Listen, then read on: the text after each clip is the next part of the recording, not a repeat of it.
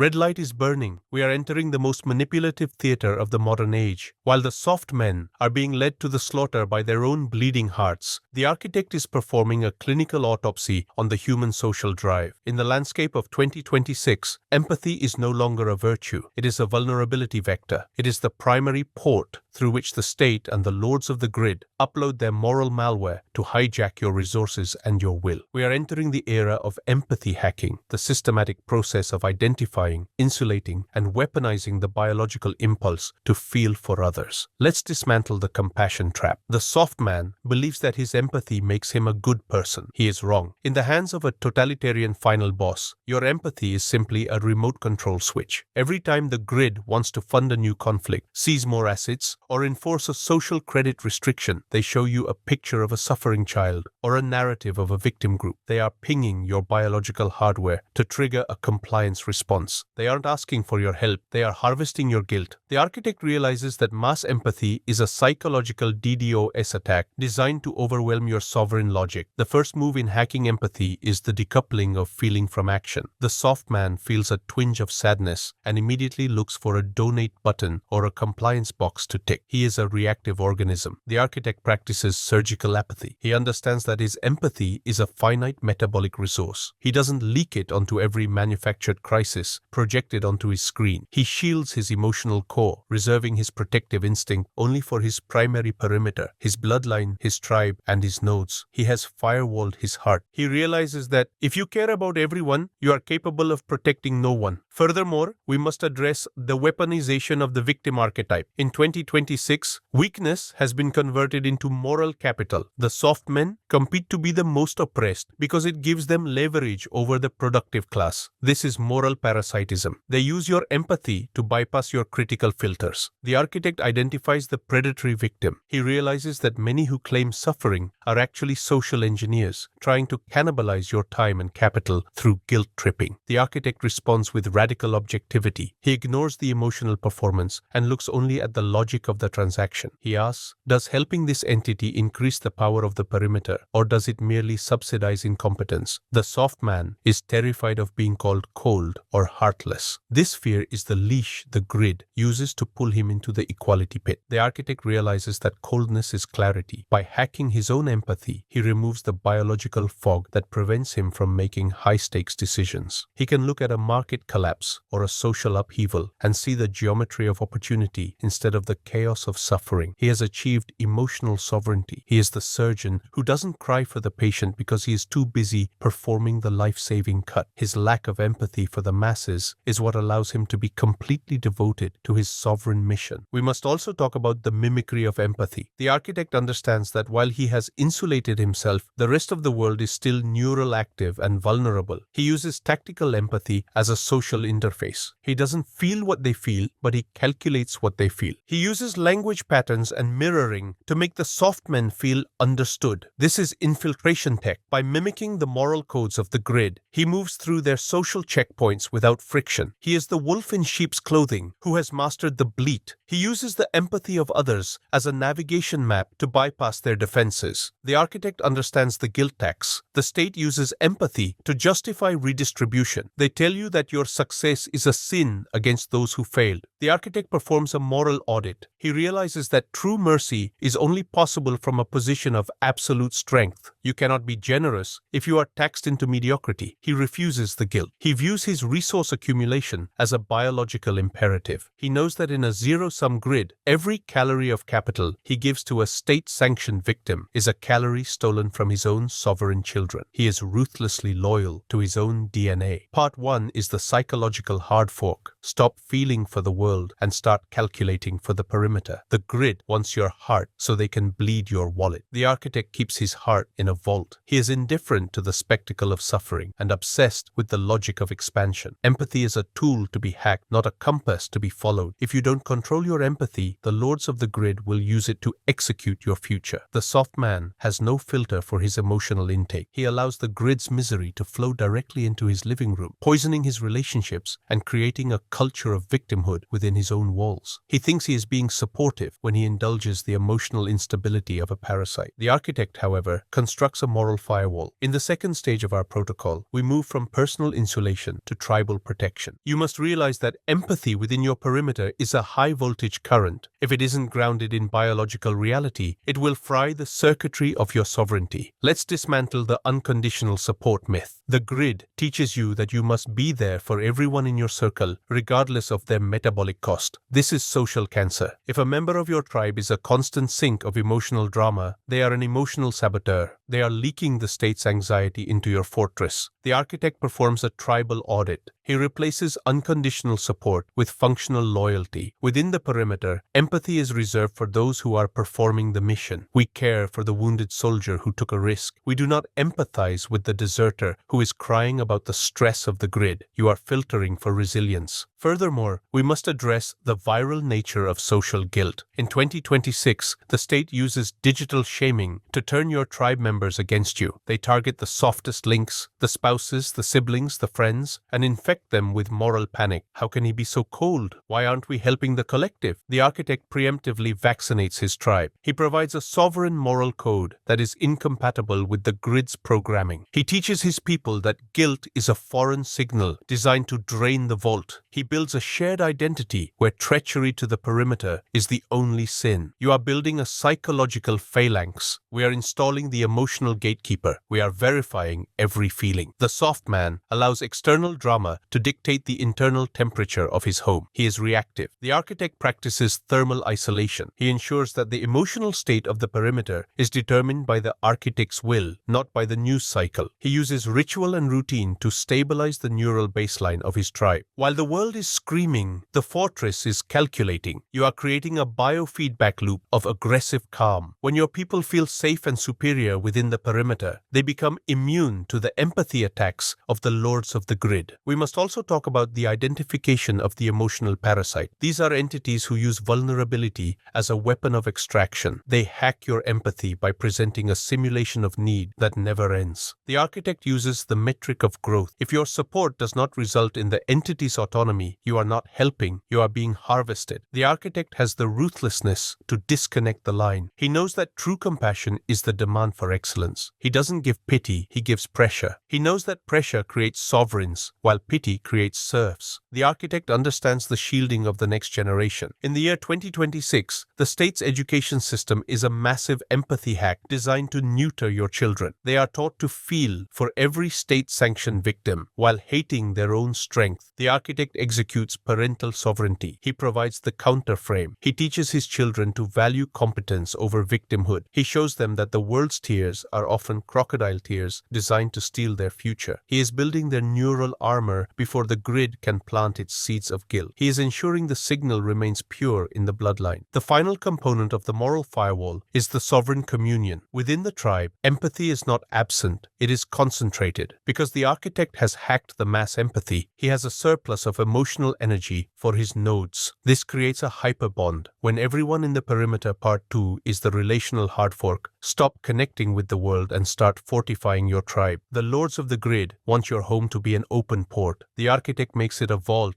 You are ruthless to the infiltrator and devoted to the operator. The moral firewall is what keeps your perimeter from dissolving into the equality pit. If you don't control the flow of caring, the grid will bleed you dry. In the landscape of 2026, the architect transitions from defense to active instrumentation. If you are not utilizing the empathy of others as a strategic fuel, you are simply watching the grid harvest it first. Empathy for the masses is a chain. For the architect, it is a scalpel. This final stage is about the clinical application of simulated compassion to bypass the cognitive firewalls of your opponents and consolidate your own sovereign grip. The mirror protocol. Empathy as an interface. For the soft man, empathy is an involuntary biological leak. For the architect, it is a communication port. You enter social interactions using the specific input channels your target has left open. Most people on the grid are hard-coded to drop their guard when they encounter signals of shared vulnerability, moral outrage, or protective instincts. The architect masters tactical mimicry. You project the exact frequency of care required to lower an opponent's analytical defenses. This isn't deception for the sake of petty gain. It is relational optimization. When a bureaucrat or a competitor views you as one of them, a person with a heart, they stop calculating your threat level. You move through their social checkpoints because they have mistaken your empathy mask for a lack of predator drive. You are the wolf